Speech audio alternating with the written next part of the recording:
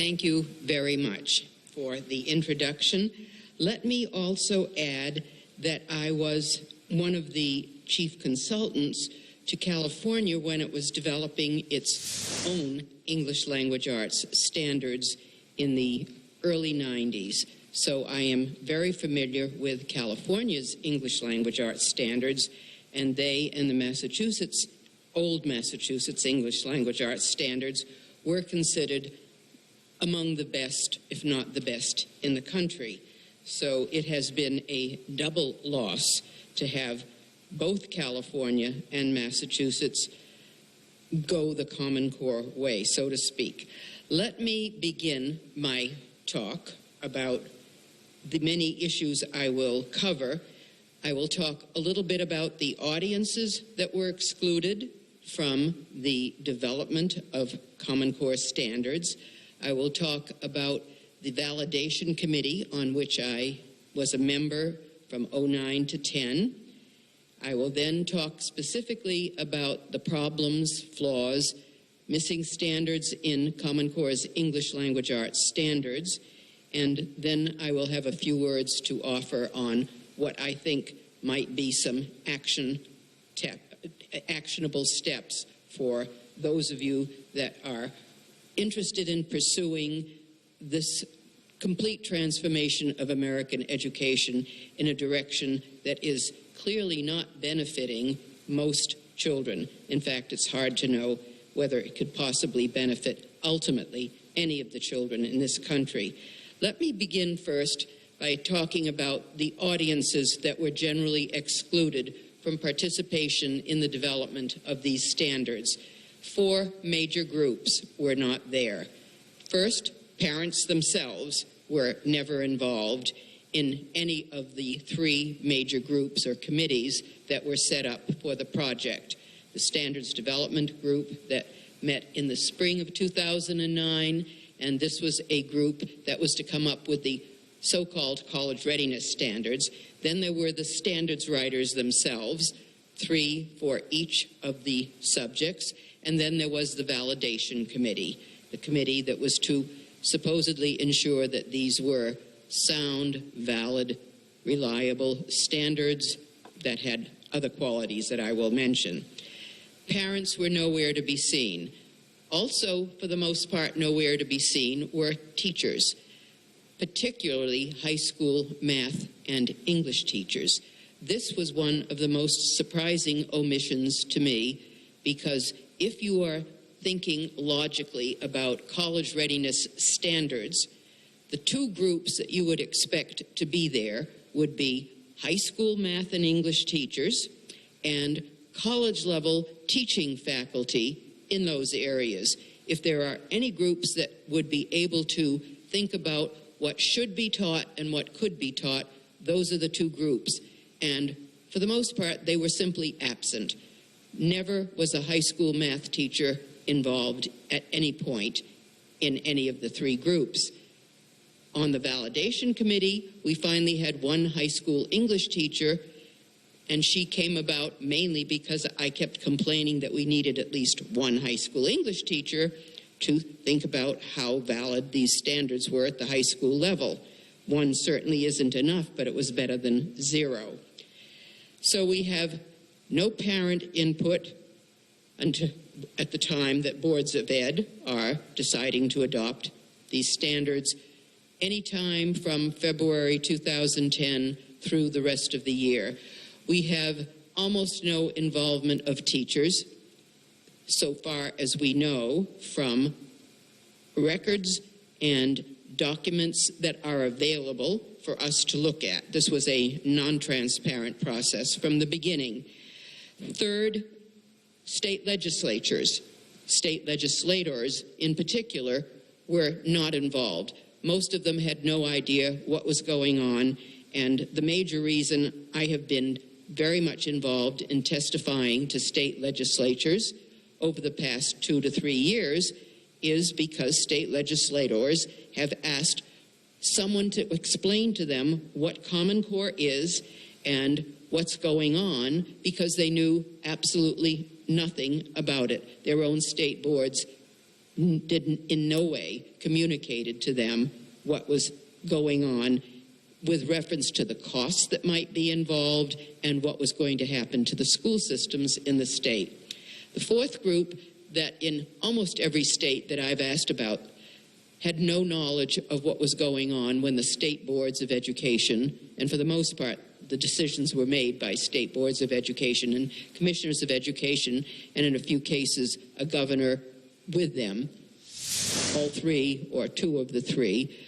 But the fourth group that was not involved at all were local school board members. They were not even given the courtesy of the kind of decision that state boards had made until after the fact. I was told that specifically in Massachusetts and have found that to be the case elsewhere as well. They had no idea that there was going to be another set of standards from Mars that would be imposed on the state with a test to follow based on the standards. They had no idea how many tests, what kind of test. It was simply a whole package that they did not know anything about. The Standards Development Committee completed its work by about the middle of the summer of 2009. At about that time, the grade level standards were to be developed, and the validation committee that I was on also started its meetings. I can't say much about that validation committee for the very simple reason that at our very first meeting, we were told we needed to sign confidentiality agreements. We were, for the rest of our lives, never to say anything about what happened in validation committee meetings. This was, for me, a very startling experience because I grew up in an open town meeting form of government, New England, and lived for many years in a representative town meeting form of government, and I have indeed been an elected town meeting member for 10 years in my home community. Everything had to be out in the open. Now, it is true that the bodies that developed Common Core were private organizations, National Governors Association, Council for Chief State School Officers, and then Achieve Incorporated, that was a spin-off of the NGA. Even so, everyone knew that the ultimate goal of the work of these committees, which were also supported by another private organization, the Gates Foundation, everyone knew that national standards were to be the final product. So one would have expected a little bit more openness, transparency about why people were chosen for these committees, what their contracts said, what they were paid, what their charge was, the rationale for choosing these people. We knew almost nothing about any of the important matters that every state, when it developed its own standards, usually made available to the citizens of that state, if not on a national level.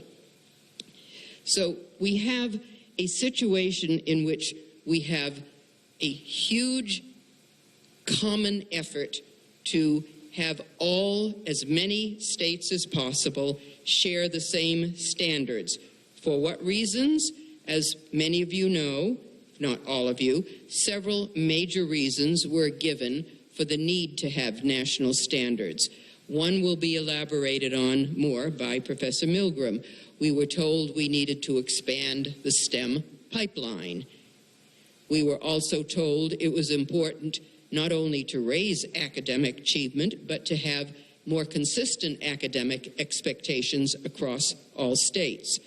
Nobody pointed out at the time that interstate mobility was about less than 2% in the country, so this was not a terribly powerful reason, but nevertheless, this was one of the selling points for Common Core, that we needed to make sure that military children and others who moved from state to state would have the same expectations no matter where they were.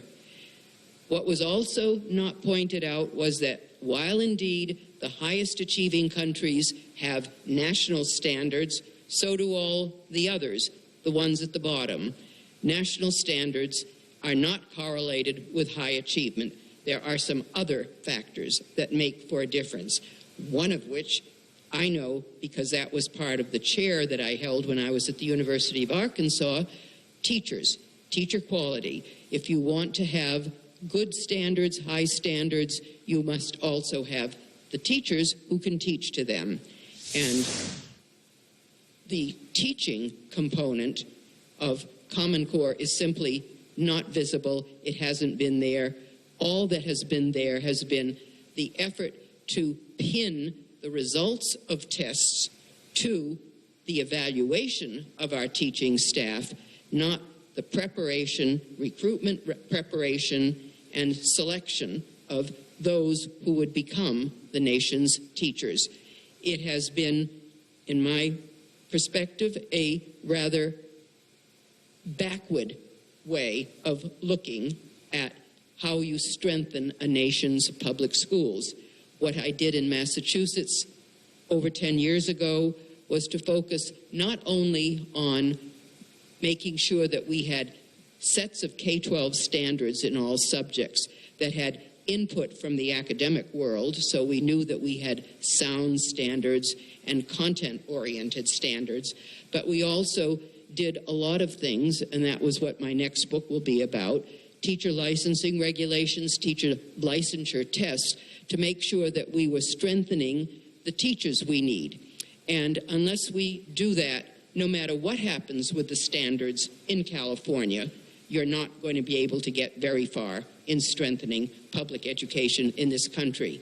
Because, as I've said in many places, we have had a declining public school system for about 50 years. It goes back, way back before Common Core. It's not the result of Common Core. But Common Core does nothing to strengthen the public schools because it is not strengthening the whole teacher recruitment, admission, training process that would be directed, as we tried to do that in Massachusetts, to very much better standards. The results in Massachusetts speak for themselves. That is why I am here, because we are the only state with basically empirical information, results that suggested that all of the things we did, not just good standards, we had good tests as well as good standards and good licensing regulations, good licensure tests, all of those things contributed to the development and strengthening of the public school curriculum. This is unlikely to happen in the future unless all of those things are brought together. Let me go to the specific issues of Common Core's English Language Arts standards. I am not going to say more about the validation committee because I know that Professor Milgram will have more to say about that. Let me say only that I was one of the 5 people. We were 2 of the 5 people who would not sign off at the end of the year on Common Core's standards. And my specific reasons for looking at ELA standards, I only looked at those for the secondary level primarily. They were not internationally benchmarked, they were not research-based, they were not rigorous. Let me give you an example of a rigorous standard, the kind of standard you once had in your older set of standards. And let me give you an example of a current Common Core standard so that you can understand what the